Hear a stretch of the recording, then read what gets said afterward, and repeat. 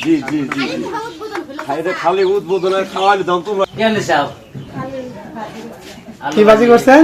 আলু আলু ভাজি আলু ভাত তো খায় যা দরকার আছে। ওনার ঘর এ পর্যন্ত নদী যমুনা নদী 3 থেকে 4 বার ভেঙে গেছে। অতঃপর একবার সম্পূর্ণ ঘর পুড়ে একদম ছাই হয়ে গেছে, কিছুই বের করতে পারে নাই। তো ইতিমধ্যে আমাদের এখানে স্থানীয় রক্ত সৈনিক বাংলাদেশ ফাউন্ডেশনের যে সদস্য আছে, হানিফ মোল্লার এ পর্যন্ত যমুনা নদীর ভাঙনে 4 বার নদীর গর্ভে বাড়ি চলে গেছে।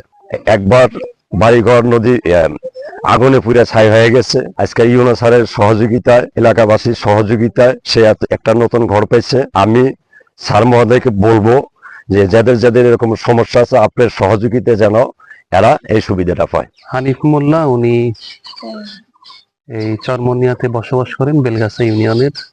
ইতিপূর্বে ওনার ঘর 4 বার নদী ভাঙনে ভেঙেছে, তারপর একবার সম্পূর্ণ ঘর পুড়ে যায়। উনি তার কোনো আসবাবপত্র বের করতে পারেন না, একজন অসহায় মানুষ, ভূমিহীন মানুষ। উপজেলা প্রশাসনের পক্ষ থেকে তাকে ঘর করে দেওয়া হয়েছে। এ সময়ে স্বেচ্ছাসেবক রক্ত সৈনিক তারা আমাদের পাশে ছিলেন, তাদের ব্যবস্থাপনায় এই ঘরটি করা হয়েছে।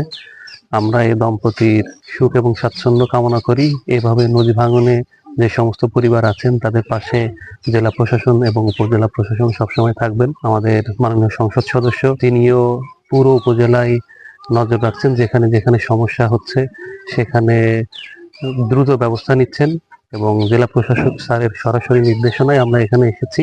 ওনাকে ঘর আজকে হস্তান্তর করা হবে।